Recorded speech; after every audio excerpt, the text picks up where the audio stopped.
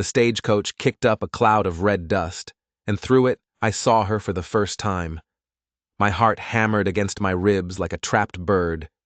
3 months of letters, 3 months of hoping and praying, and none of it prepared me for the truth of Magnolia. She was a giant, 6.5 feet of Norwegian power, with braids the color of spun gold and eyes as blue and cold as a winter fjord. My lasso went slack in my hand, not from fear, but from pure, gut-wrenching awe. This woman, this goddess, had crossed an ocean and a continent to marry me. A broken-down rancher, with nothing to his name but ghosts and dust. She stepped down from the coach, and the whole world seemed to shrink around her. The whispers started instantly from the driver and his guard. I saw the flash of hurt in her eyes, the way her shoulders hunched just a little, a gesture she'd probably learned over a lifetime of trying to make herself smaller. "You're Jacob?" she asked, her voice a low rumble like distant thunder. I swallowed, my throat as dry as the prairie in August. "Yes, ma'am." She looked me up and down, then at the small ranch house behind me, the one I'd spent weeks cleaning until my knuckles were raw. Her gaze was sharp, searching, and then she said the words that shattered the afternoon calm. "You said you were a successful rancher." It wasn't a question. It was a statement, an accusation, and that's when my carefully built world of lies began to crumble. "I am," I lied, my voice cracking. She took another step closer, and I had to crane my neck to look up at her. "This place, it feels lonely." My hands were shaking so bad I dropped the lasso in the dirt. She was supposed to be a solution to the loneliness, a partner, a wife, but I'd started our life together with a deception, and she could already smell it.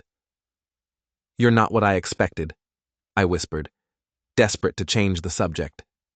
A shadow crossed her face, the old hurt. "I am too big." "No," I said, and the truth of it hit me like a physical blow. "You're not too big. You're magnificent, and I'm terrified you'll realize you're too good for me and get right back on that stagecoach." Her eyes, those impossible blue eyes, filled with tears she'd been holding back since Chicago. Every stop, she'd been a spectacle. The giant woman, the circus freak, the hotel clerk in Denver had asked if he needed to rent her a stable. But my trembling hands, my terrified awe, that was something new. Her massive fingers, scarred from hauling timber back in Norway, reached up to touch her own cheek. "You think I am magnificent?" The words were a prayer, a question she'd never dared to ask, and in that moment, I knew I would do anything, say anything, to keep this magnificent woman from leaving, even if it meant building my lies higher and higher until we were both trapped inside. "I think," I said, my voice finding a strength I didn't know I had, "that you're the most beautiful thing I've ever seen." A single tear cut a clean track through the dust on her cheek. Then another. Thunder rolled in the distance, a low growl of warning from the mountains.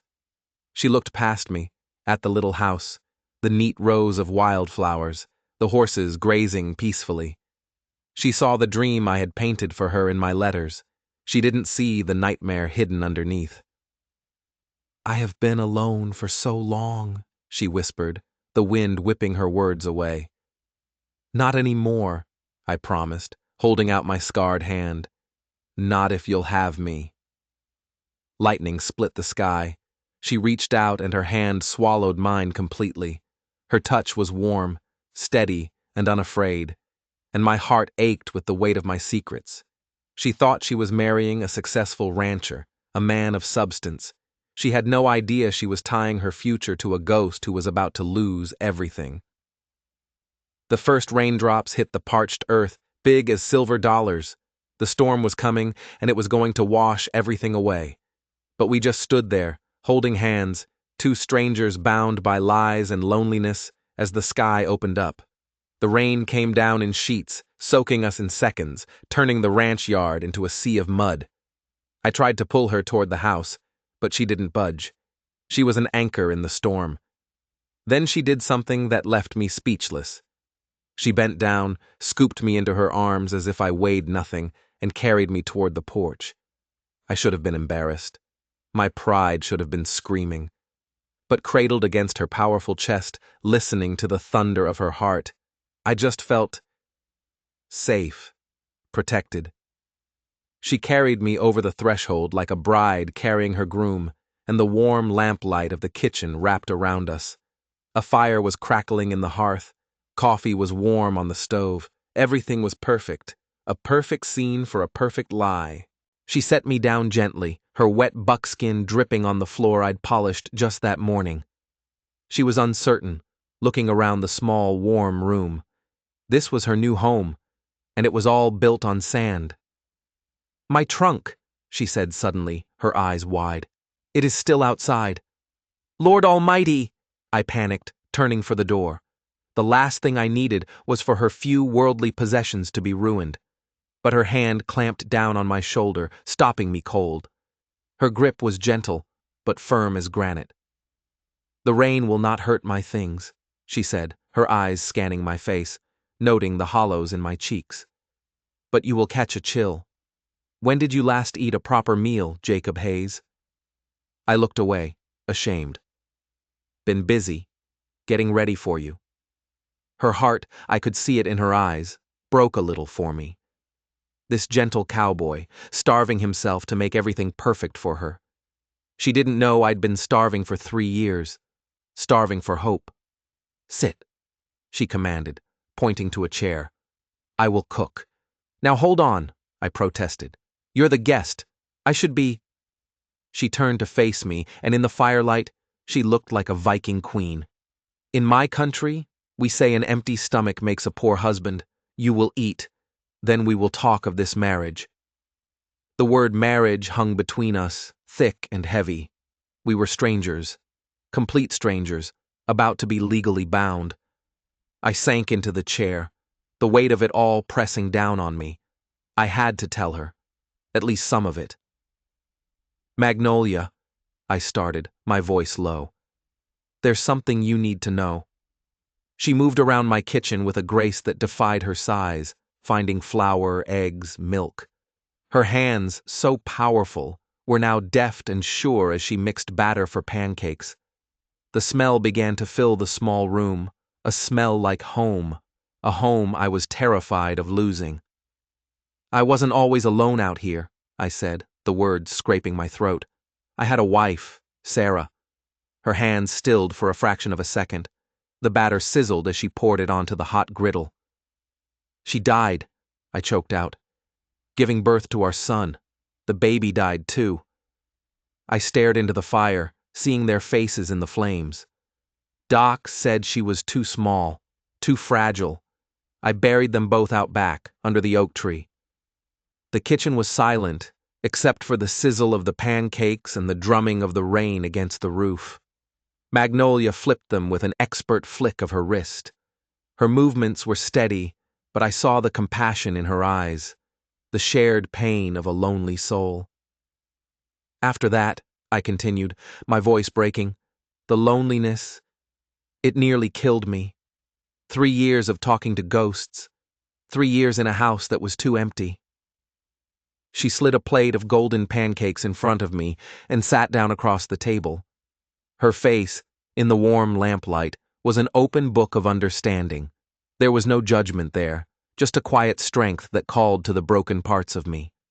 "So you wrote to the agency," she stated softly. "I did," I admitted. "I asked for someone strong, someone who could survive out here, someone who wouldn't break." My eyes met hers. "I asked for you." She cut into her pancakes, her movements slow and deliberate. "And what did you tell them about you, Jacob? Did you tell them about the wife who died? The ghosts?" I shook my head, the shame burning my cheeks. "I told them I was a successful rancher. I made myself sound whole. I was afraid the truth would scare anyone away. And I told them I was looking for a new life," she confessed, her voice barely a whisper. "I did not tell them I was running from an old one. from men who called me a monster, from a family who called me a curse, from a loneliness so deep it felt like drowning every day. We ate in silence, two liars sitting across a table, a storm raging outside and another one brewing between us. "So here we are," I said finally. "Two broken people who lied to find each other." "Yes," she agreed. "Here we are." "What do we do now?" I asked, the question hanging over us like an axe. "Do we try to make this work, or do I find a way to send you home?" She reached across the table, her massive hand covering mine. Her touch sent a jolt through me, a warmth that had nothing to do with the fire. "Jacob Hayes," she said, her accent turning my name into music. "Do you think broken things cannot be mended?" I looked into her eyes and saw a reflection of my own brokenness, my own desperate hope. And for the first time in 3 years, I felt a flicker of something that wasn't grief or despair. "I think," I said slowly, "that sometimes broken pieces fit together perfectly." But even as I said it, the biggest lie of all was still sitting in my gut like a stone. The lie that could shatter both of us for good. Because she thought we were building a life on my land. She had no idea we were squatting on borrowed time. For 3 weeks, we lived in a strange sort of paradise. A paradise built on half-truths. We worked from sunup to sundown, falling into a rhythm that felt as natural as breathing. Magnolia was a force of nature. She could lift fence posts that usually took 3 men. She could calm the most spooked horse with a few soft words in Norwegian. She was everything I'd hoped for, and more than I deserved. I found myself falling in love with her quiet strength, her gentle hands, the way she hummed ancient songs while she worked. But every night, the lie came between us. When the sun went down, we became polite strangers. I'd sleep in the big marriage bed, alone. She would make a pallet for herself by the fireplace, claiming she preferred it. But I knew the truth. It wasn't just about the lie I was keeping from her. It was about a fear she was keeping from me. She was afraid of her own strength. One evening, as we sat on the porch watching the sky bleed purple and gold, I couldn't take the silence anymore. "This can't go on, Magnolia," I said. "We're living like roommates, not husband and wife." She kept her eyes on the distant mountains. "It is safer this way. For you." "Safer?" I was confused. "What are you talking about?" She finally looked at me, and her eyes were filled with a shame so deep it made my own secrets feel small. "I am too big," she whispered. "Too strong. In Norway, there was a man. He tried to court me. He was a kind man, but when he held me, I broke his ribs. I did not mean to. The doctor said I almost punctured his lung." A cold dread seeped into my bones. "He married the baker's daughter," she continued, her voice flat and dead. "A small, delicate woman, safe to love. At their wedding, he told everyone how he'd had a lucky escape from the giant who almost killed him with a hug." Now I understood. The flinching when I got too close. The way she pulled away from my touch. She wasn't rejecting me. She was protecting me. I knelt in front of her chair, forcing her to look at me. "Magnolia, I'm not that man. I'm not made of glass. I'm a rancher. I've been kicked, thrown, and stomped on. I don't break easy." "I am stronger than you know," she insisted, tears welling in her eyes. "These hands, they have lifted trees. What if I hurt you?" I took her face in my hands, her skin soft and warm. "Then we'll learn together," I said. "We'll go slow. We'll figure it out." I stood up, holding out my hand. "Dance with me." "There is no music," she protested, confused. "There's music everywhere," I said. "The wind, the creek, our hearts. Dance with me, wife." Hesitantly, she placed her hand in mine and let me pull her to her feet. She towered over me, a magnificent mountain of a woman. I placed a hand on her waist and we began to sway in the twilight, a clumsy, mismatched pair learning the steps to a song only we could hear. She was stiff at first, terrified of every move, but I held her steady, murmuring reassurances. When she stepped on my foot, I laughed. When she stumbled, I caught her. "See?" I whispered in her ear. "Not broken yet." Something inside her gave way. A sob tore from her chest, and she buried her face in my shoulder, the tears she'd held back for a lifetime finally falling free. They weren't tears of sadness. They were tears of relief. "I am so afraid," she wept. "Then be afraid with me," I said, holding her tighter. "Just don't be alone anymore." We danced under the stars until the night grew cold. And that night, for the first time, she didn't make her bed by the fire. She followed me into the bedroom, her hand in mine, ready to face her fear, ready to truly be my wife. But as the door clicked shut behind us, I knew my own moment of truth was coming. We could learn to navigate her strength, but could we survive my deception? The lie was a ticking bomb, and the fuse was getting shorter every single day. In the soft candlelight of the bedroom, our fears met head-on. Hers, of her own strength, mine, of my own weakness. "They told me I was too big for love," she whispered, standing like a statue in the middle of the room. "Too strong for a man's touch. What if they were right, Jacob?" I crossed the room and stood before her. I had to look up to meet her eyes, but for the first time, I didn't feel small. I felt like her anchor. "Then they were fools," I said, my voice steady. I reached up slowly and began to unbraid her hair. The thick, golden ropes loosened, falling around her shoulders like a sun-drenched cape. She trembled, but didn't pull away. "What if I hurt you?" she breathed, the fear raw in her voice. "What if I am too much?" "Then I'll tell you," I said simply, "and you'll listen, and we'll try again. That's what this is, Magnolia. Us, trying together." I saw the war in her eyes, a lifetime of being told she was wrong, battling against the hope that maybe, just maybe, I was right. When I kissed her, it was gentle at first. A question. Her hands that could snap a man's bones, rested on my shoulders with the lightness of a butterfly. She was so terrified of breaking me. But I wasn't made of glass.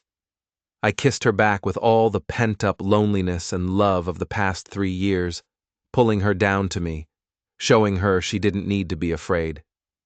"Show me," I whispered against her lips. "Show me how to love you." And we learned. We learned a new language that night, one of careful touches and whispered words. It was awkward and tender and funny and beautiful. We figured it out, together. Afterwards, lying tangled in the sheets of the big bed, her head on my chest, my arms wrapped around her, it felt like coming home. "We did it," I murmured into her hair. "Yes," she sighed, a world of emotion in that single word. "We did." We talked until the sun came up, sharing the darkest parts of ourselves. My guilt over Sarah, her despair in Norway. We laid all our broken pieces out on the table. All except one, the biggest, sharpest piece of all. My lie. As the first rays of dawn painted the room, we started making plans, expanding the ranch, planting a bigger garden, a future, a life. It was so beautiful, so perfect, that I almost believed it myself. For a few hours, I let myself forget. The forgetting ended with a knock on the door. It was sharp, impatient, not the friendly rap of a neighbor. Magnolia and I exchanged a confused look. I pulled on my trousers and went to the door, my heart starting a slow, heavy drumbeat of dread. On the porch stood a man dressed in a fine city suit, his face pinched and sour. Beside him were 2 large, thuggish-looking men. "Hayes," the suited man said, not bothering with a greeting. "My name is Silas Croft. I'm Mr. Blackwood's attorney. He'll be arriving tomorrow to inspect his property. He expects the foreman's house to be vacated by then." He looked past me, his eyes landing on Magnolia, who was now standing in the bedroom doorway, wrapped in a sheet. A slow, lecherous smile spread across his face. "Well, well. What have we here?" I felt the blood drain from my face. Time stopped. The air grew thick and heavy. Magnolia's eyes locked on mine. The confusion on her face slowly, agonizingly, morphed into dawning horror and betrayal. She didn't need to hear another word. She saw it all in my face. The lie. The terrible, catastrophic lie. "Foreman's house?" she whispered, her voice cracking. "Jacob, what does he mean? His property." The world I had built for us, the beautiful future we had planned just hours before, shattered into a million pieces. Croft's greasy smile widened. "Oh, didn't he tell you, dear? This isn't his ranch. None of it is. He's just the hired help." Magnolia's face was a mask of disbelief. Then a wave of pure, unadulterated pain washed over it. It was 1,000 times worse than seeing her flinch from a stranger's insult. This was a wound I had inflicted.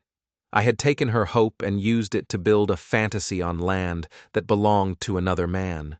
A cruel, possessive man named Cyrus Blackwood. "Jacob?" She said my name, but it sounded like a curse, a plea, a final, desperate chance for me to deny it. I couldn't.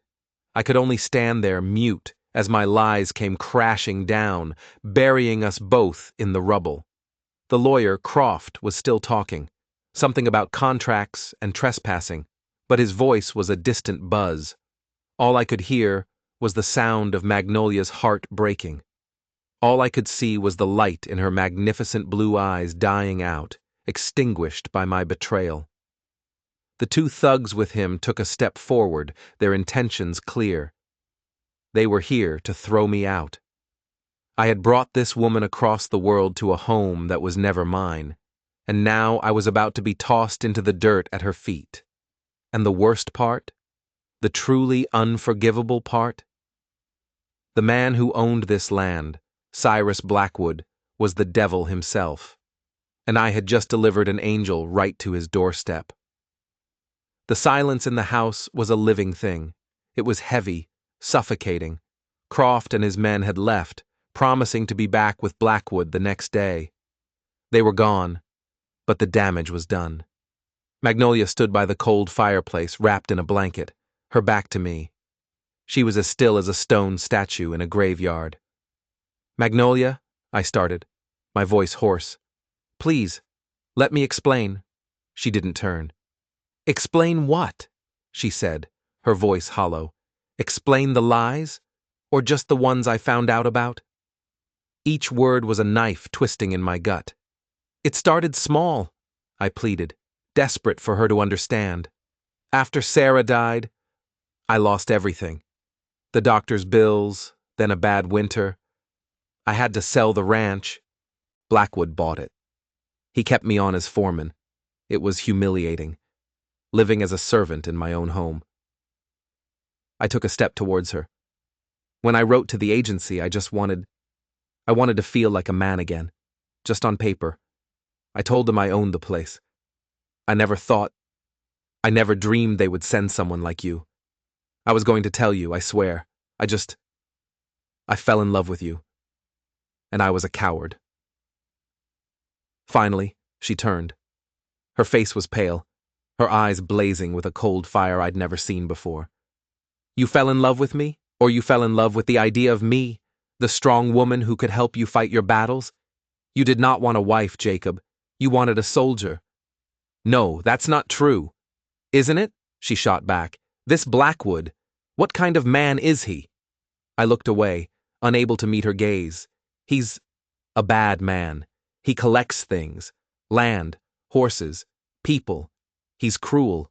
And you brought me here," she said, the realization dawning on her with horrifying clarity.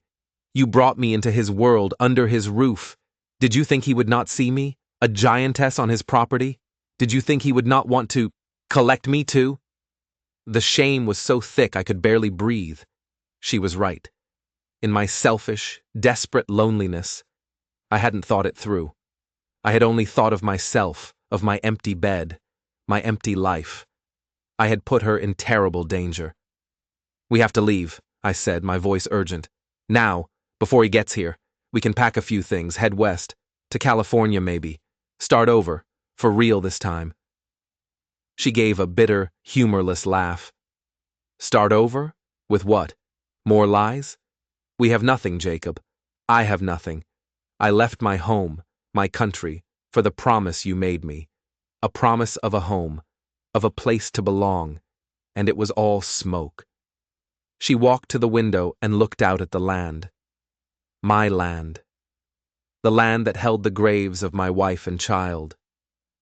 I finally understand, she said softly. You did not ask for a strong woman because you admired strength.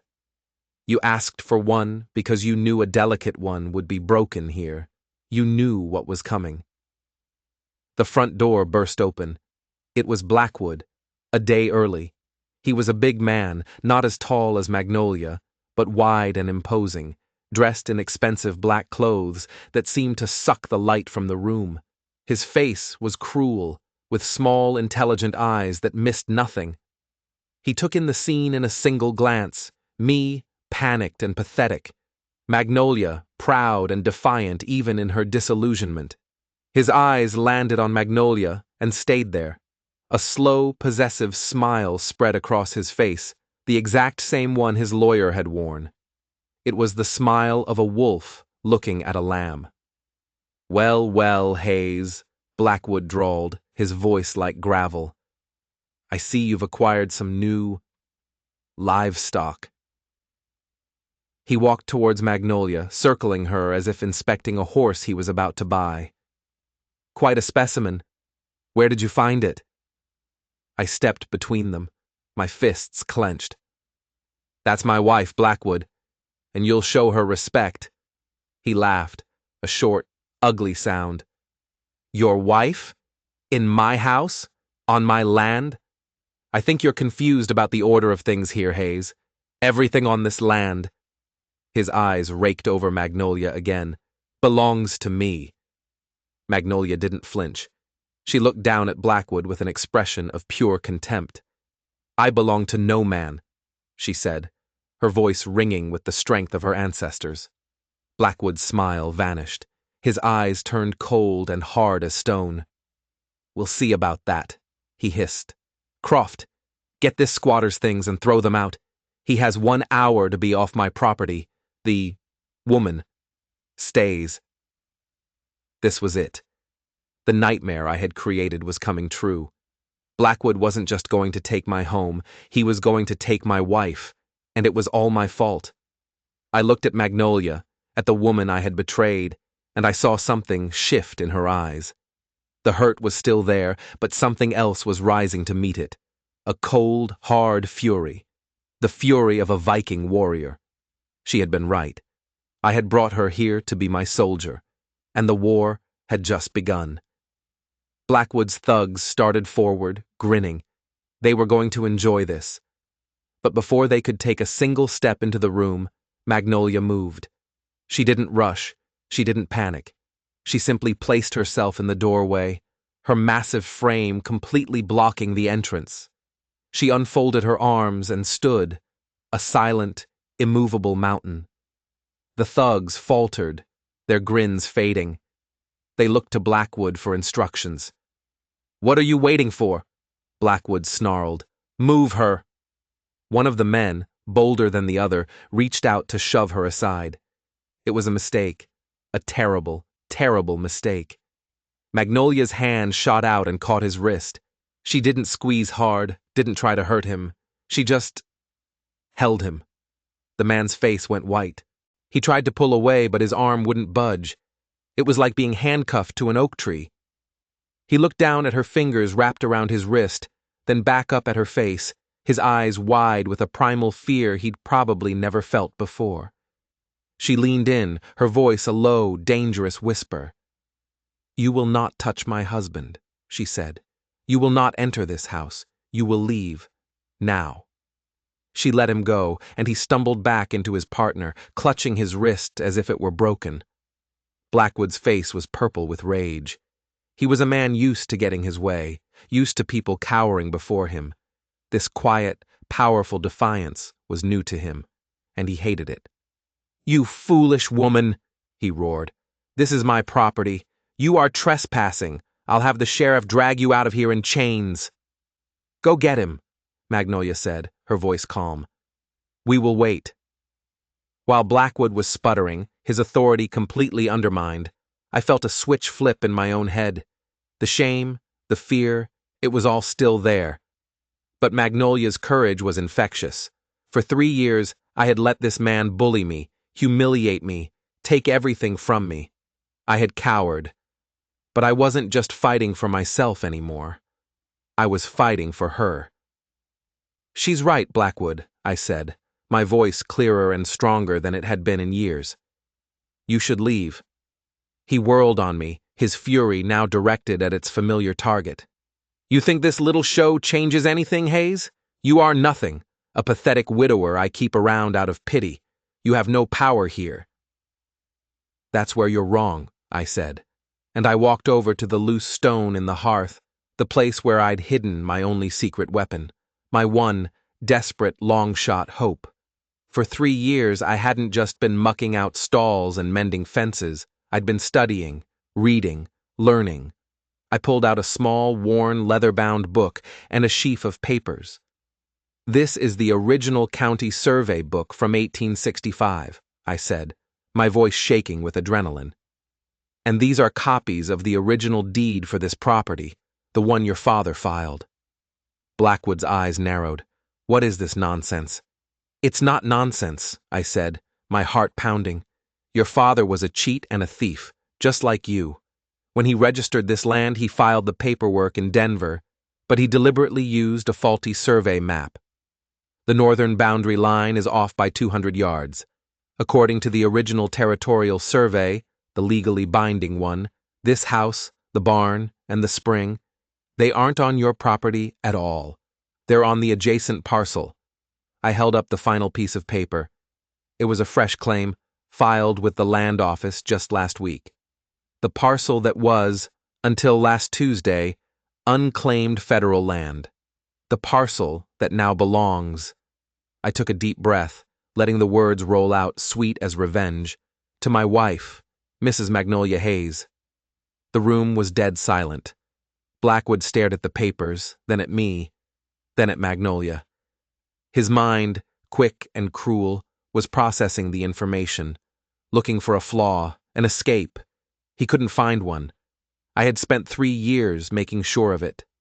Magnolia looked at me, her eyes wide with shock.